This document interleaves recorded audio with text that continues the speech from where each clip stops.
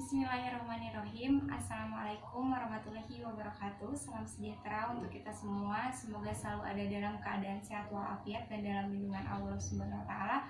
Hormat saya kepada Bapak dosen. Dosen 1 ada Bapak Dr. Ayu Sofyan MSI. Dosen 2 ada Bapak Lutfi Fahrul Rizal SSY MH.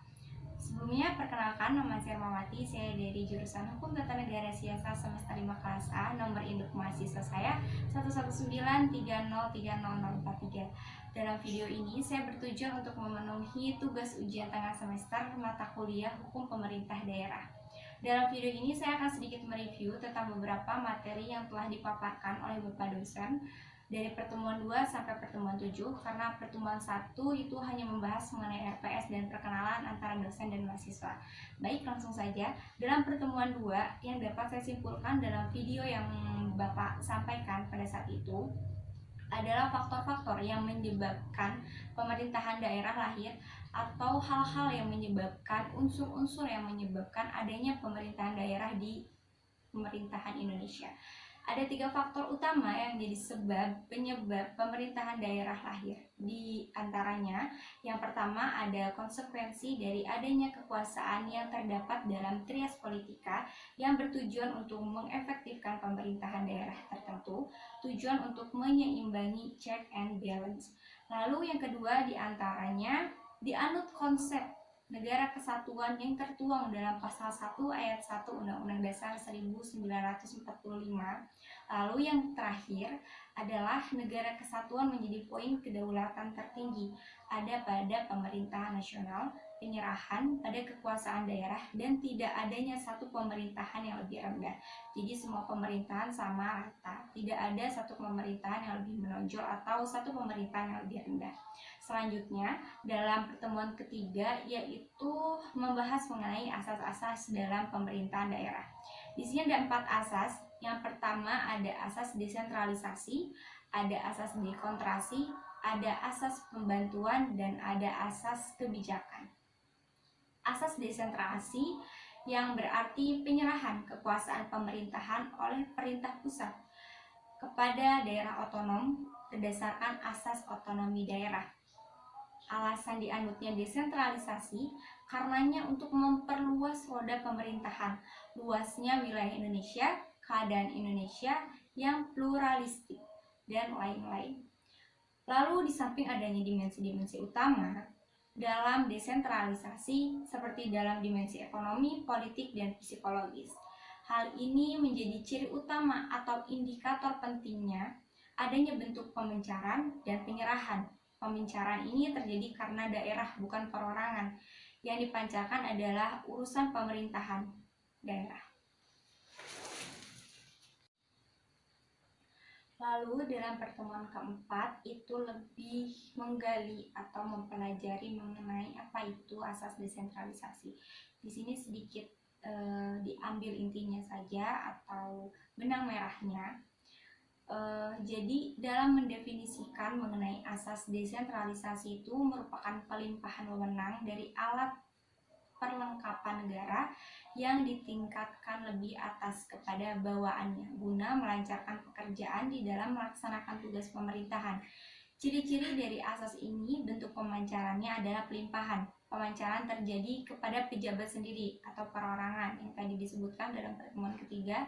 Yang dipancarkan bukan urusan pemerintahan, melainkan wewenang untuk melaksanakan suatu keuntungan dekontrasi. Jadi asas dekontrasi dan desentralisasi itu saling berkesinambungan dalam satu definisi dan satu unsur, satu tujuan, dan satu asas.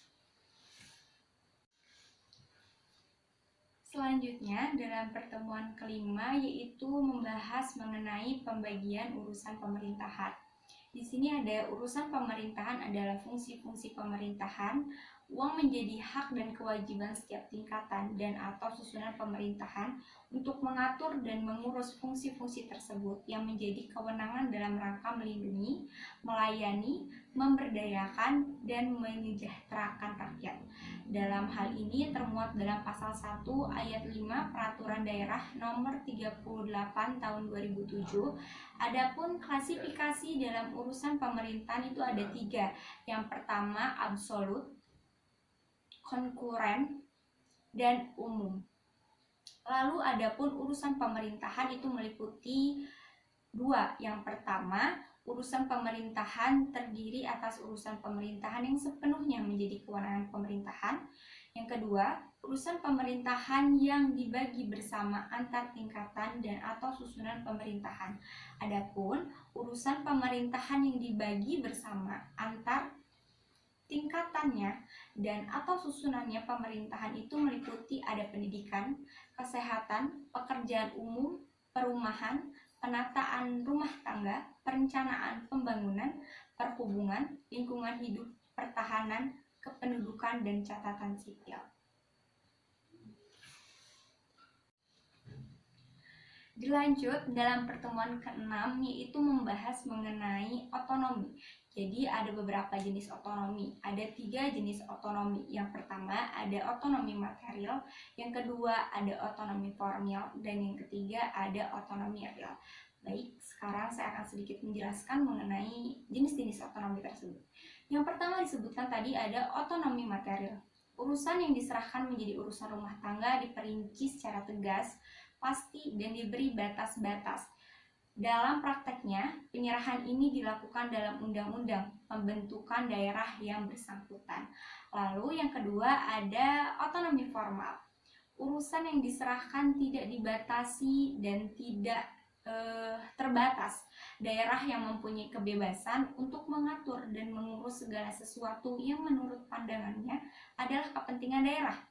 Tidak boleh mengatur urusan yang telah diatur oleh undang-undang atau peraturan yang lebih tinggi tingkatannya. Selanjutnya yang terakhir ada otonomi real.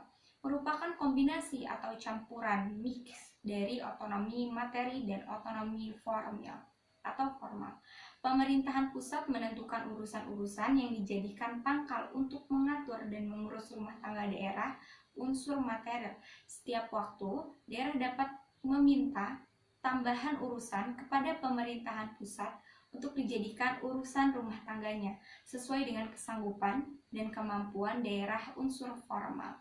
Otonomi memiliki 3 unsur penting, diantaranya tadi ada dalam asas-asas pemerintahan daerah, desentralisasi, dekonsentrasi, dan tugas pembantuan. Lalu dalam pertemuan terakhir atau pertemuan ke-7 itu mengenai ajaran rumah tangga daerah. Jadi sistem rumah tangga daerah adalah tatanan yang bersangkutan dengan cara-cara membagi wewenang, tugas, dan tanggung jawab mengatur dalam mengurus urusan pemerintah antara pemerintahan pusat dan pemerintahan daerah. Penggolongan sistem rumah tangga daerah itu ada 3. Yang pertama ada sistem rumah tangga formal, ada sistem rumah tangga material, dan ada sistem rumah tangga nyata atau real. Sama seperti jenis-jenis otonomi tadi pada pertemuan ke-6. Nah, mungkin cukup sekian yang dapat saya sampaikan dan yang dapat saya review dari materi 2 sampai materi 7. Semoga kita semua selalu ada dalam keadaan sehat walafiat dan cepat ditemukan di kuliah tatap muka. Sekian dari saya, mohon maaf bila ada kata yang salah ataupun kata-kata yang menyinggung. Wassalamualaikum warahmatullahi wabarakatuh.